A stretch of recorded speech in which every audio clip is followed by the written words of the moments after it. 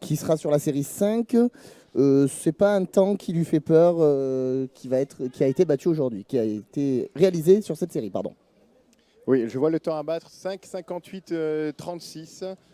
Ça devrait pouvoir le faire. Après, voilà, il faut aussi qu'il nage. Hein, voilà. Il n'y a pas le droit de se relâcher. Les autres temps, donc 5,53,60 pour Jean-Pierre Decarlo, 5,54,33 pour Michael Georges en catégorie C9, que l'on retrouvera peut-être, catégorie C9. Je regarde, oui, il y en a encore. On aura un Australien tout à l'heure. Et un Français, oui, et Jean-Pierre Mousset aussi en catégorie C9. Donc voilà, rien n'est joué encore pour lui. Et on est parti, on va surveiller cette série 4 sur 13 dans l'eau. avec 3 catégories C8. Le premier sera la ligne 3, c'est Rodolphe Leclerc du Laval Aquatic Club. On aura Patrick Schwing du Viry-Châtillon en ligne 7. Et enfin un Suisse, c'est Philippe Mayer qui est licencié au Stade français Courbevoie, qui courra donc à la ligne 8. On a de la catégorie C7 avec la ligne 1 Gilles Pell du club nautique Porte de l'Isère. Un licencié de Nanterre, c'est Jean-Marc Reiser qui sera la ligne numéro 2. Alex Vera à la ligne 4 du Vitrolles Sport Natation et Michel Fage qui sera à la ligne 6. Et enfin un petit dernier à la ligne 5, c'est Eric Sigel qui sera à la ligne 5 en catégorie C6 du Lyon Natation Métropole. Ils arrivent d'ailleurs bientôt au premier 100 mètres. On va faire un petit point avec eux. En tête, c'est pour le moment Eric Siegel, justement, du Lyon Natation Métropole, qui court en catégorie C6. Le record, il appartient à un certain Nicolas Granger. Je ne sais pas s'il y en a qui le connaissent en natation. On ne le connaît pas beaucoup, celui-là. Ouais, on le connaît un petit peu. C'est un peu comme Jean-Claude Lestido. C'est un peu un monstre au niveau des Masters. Voilà, on regarde en fait les tableaux de classement, les tableaux de records. On voit son nom quasiment de partout à Nicolas Granger. C'est même lui qui détient le record du monde actuellement de cette discipline en catégorie C6. Bon, je ne pense pas qu'on réussira à le chercher aujourd'hui. Non, la barre est assez haute sur ce record. Nicolas Granger qui détient aussi le record en catégorie C5. Le passage en 2.00.26 à l'instant pour Eric Sigel justement qui fait sa course. Deuxième place pour Alex Vera en catégorie C7 en 2.12.79. Et la troisième place c'est Patrick Schwing en catégorie C8 du Viry-Châtillon.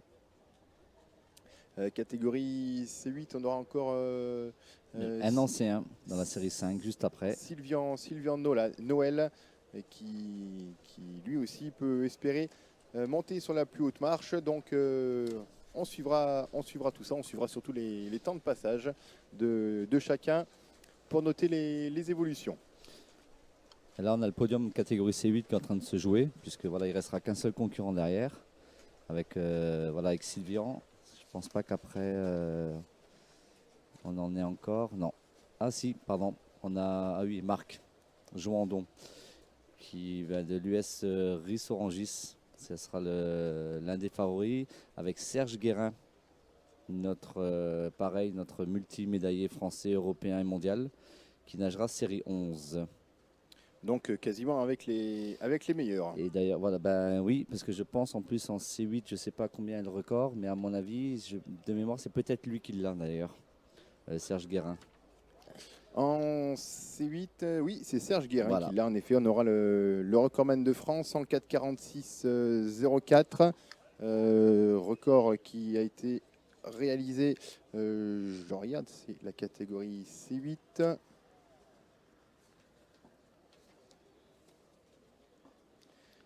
Serge Guérin, on est en 400 nageurs. À Londres. Et ça a été réalisé à Londres, ouais, au championnat d'Europe en 2016. Dans des conditions pas évidentes d'ailleurs, Londres. Tu y étais, Gilles ? J'y étais, oui. Effectivement, ça a été un peu compliqué au niveau organisation, ça a été un peu la catastrophe. C'est un peu une compétition qui reste en travers de la gorge de beaucoup de nageurs au niveau organisation. Contrairement à Budapest, qui a laissé un très bon souvenir par contre.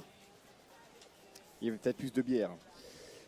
Il y a surtout de meilleures conditions de réalisation de performance, avec de meilleurs bassins, une meilleure structure, une meilleure organisation tout simplement, quoi. Et puis on était dans le pays de la natation à Budapest, donc on avait vraiment le choix des bassins. On avait en gros une dizaine de bassins à disposition, 4 bassins de compétition, donc on avait vraiment des conditions réunies pour faire des perfs.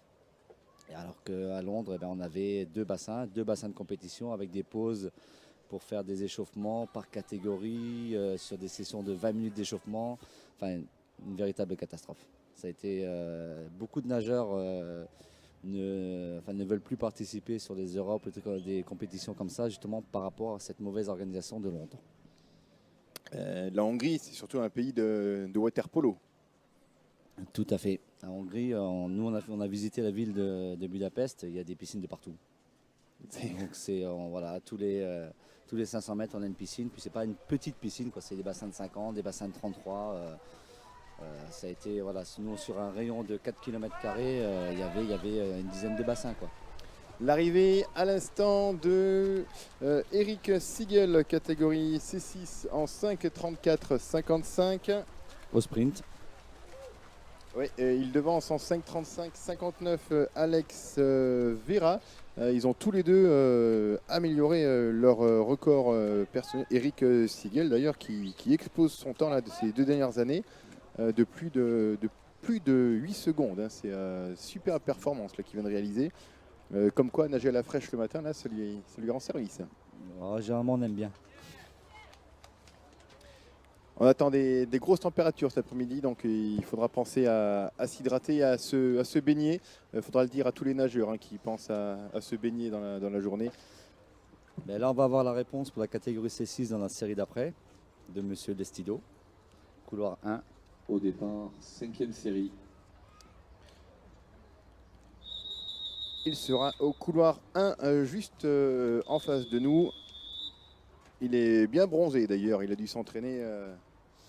Il n'a pas dû s'entraîner à Grande-Sainte. Oui, il aime bien l'Espagne. Ah.